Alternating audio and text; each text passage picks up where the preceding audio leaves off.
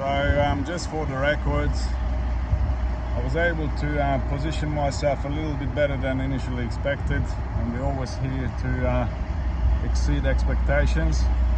So you can see the enormous reach that this 43 ton meter Effer crane has got. We got over 10 meters